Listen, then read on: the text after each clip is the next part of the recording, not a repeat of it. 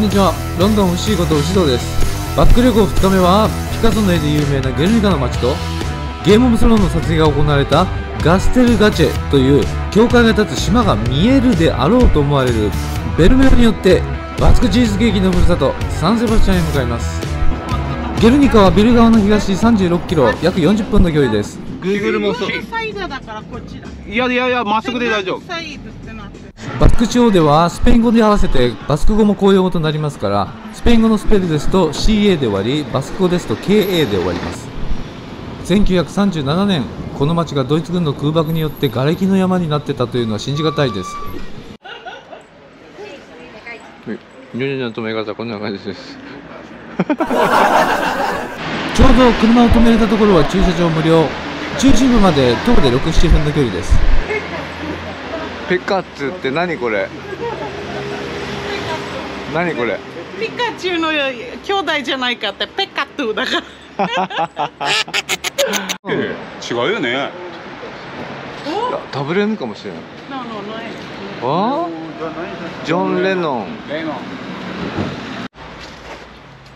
ゲルニカ議事堂前です。ゲルニカの木、これを見にやってきました。アルボーラ。ね、このビスカヤ県自治の象徴であるバスク議事堂とゲルニカの木は奇跡的にドイツ軍の空爆の被害を免れています。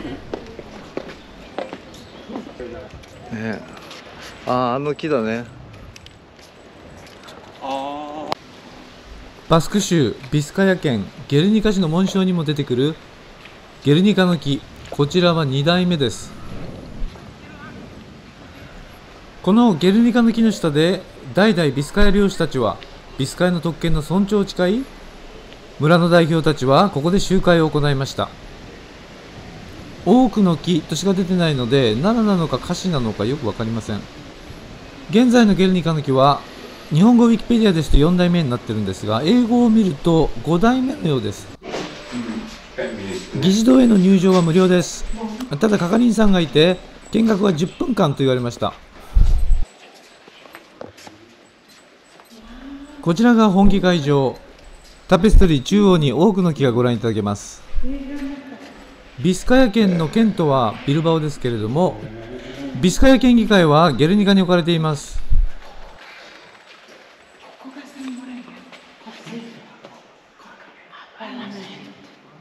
立派だね。ナイス。議事堂の完成は1833年です。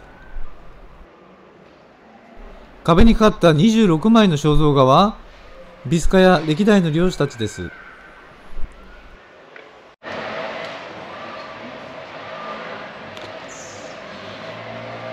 隣の部屋はもともとパティオだったところに屋根をつけたステンドグラスルームです。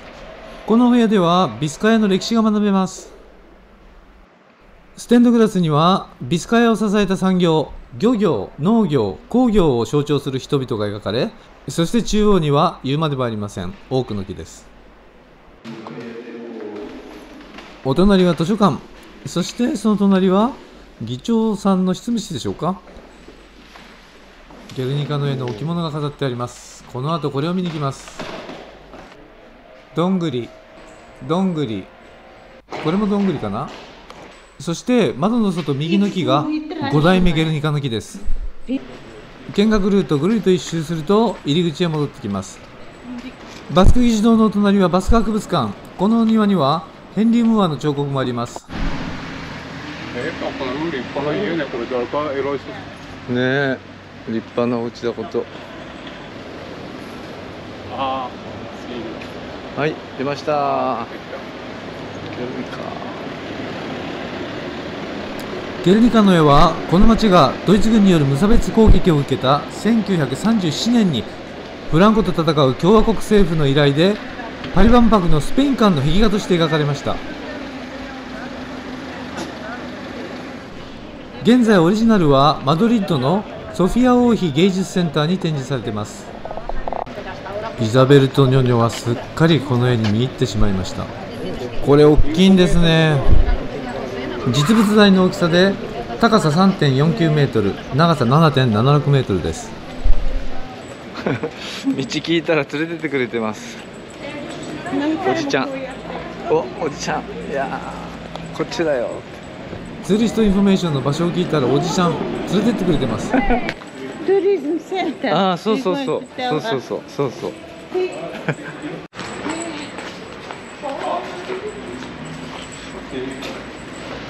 や、走りすぎでしょ。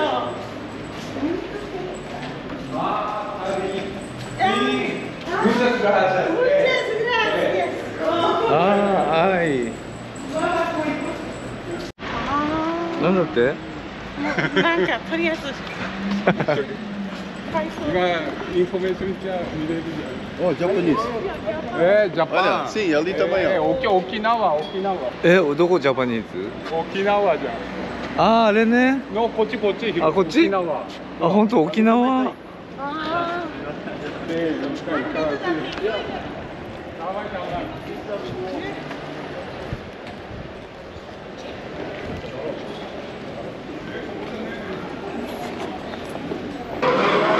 はい、到着。おじちゃんありがとう。グラシアス。グラシアス。あ、ここなんか、お土産ショップ。ゲルニカバッグ売ってるよ、ゲルニカバッグ。どこ？そう。本当だ。しかも12.5。ゲルニカは地上で最も幸せな人々が住んでいると言ったのはジャン・ジャック・ルソーです。1937年4月26日、3時間にわたる史上初の本格的都市無差別爆撃で罪のない市民1654人が亡くなりました。あるじゃん。あれあるじゃん。写真がほら。ねえ、すごいね。爆弾空爆。これ写真。いやだからこの前その日はちょうど市が開かれる日で町は大変賑わっていたそうです。ドイツ軍は町に通じる橋、道路をまず破壊し、住民の逃げ道を塞ぎます。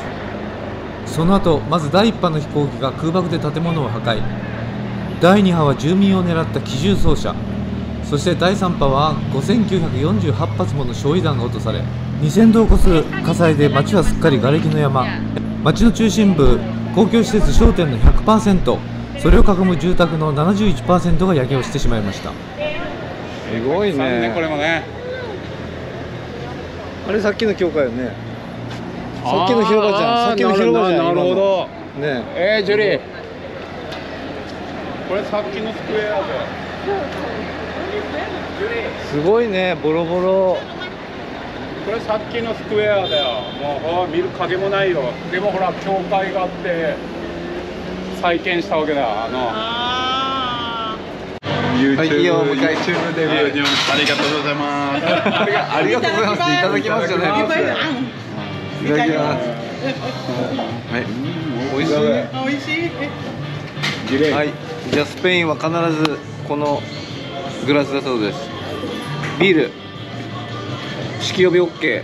はい、運転手さん飲んでください、ぐっと。Drink your beer。はい、行きます。美味しい？美味しい。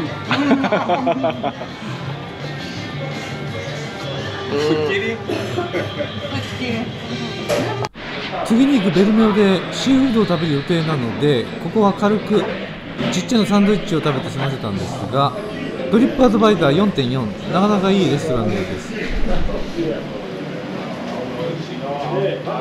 戦後歴史的建築様式を踏襲し、通り公共施設の位置はそのままにして公園を増やし街が再建されました。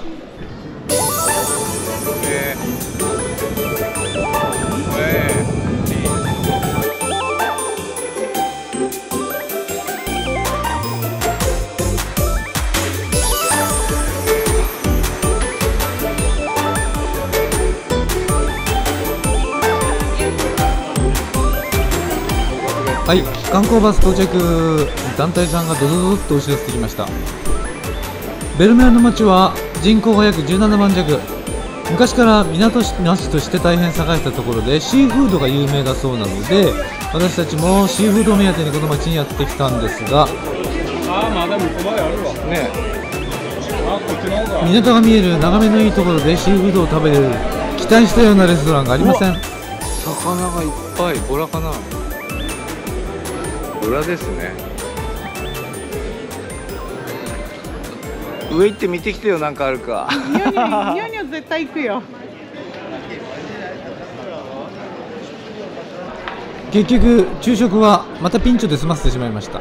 さてゲームオブスローンの撮影場所ガステルガチャは見えるか。あれ、その上で見えないかな。もしかするとジュリが言ったかもしれない。はい、ジュリ登場。暑い。なんもない。なんもない。ガステルガチェ、城の岩山という意味だそうですが、ゲームオブスローンでラーガリエン家として使われたそうです。全然見えません。後で地図で調べたら随分離れてました。諦めてベルメオからサンセバスチャンへ向かいます。バスク語だとドノスティア。高速道路利用で約1時間半、107キロの距離です。私だけ町外れの安ホテルなのでニョニョにそこで落としてもらい、街中で待ち合わせて夕食に行くことにしました。ペンションアメサガナ2泊で107ユーロでした。ここが一番安かったです。随分古い内装ですが高速降りてすぐ丘の上にあるリゾート風ホテルで大きな駐車場もあり、サンセバスチャンの街までは約 4.5 キロ、15分ですから車で来る人にはいいと思います。ちっちゃいですけどお風呂付き。ウーバー使えばいいかと思ってたんですが、なんとサンセバスチャンウーバーないそうです。ただ15分歩いたバス停から頻繁にバスが出てます。乗ってしまえば中心部まで20分、タッチレスカードが使えますからチケット買う必要もありません。ドノイスタ、サンセバスチャン、ビルバオとは全く違う洗練された雰囲気です。それでは今日と明日のグルメ三昧は次の動画でお届けします。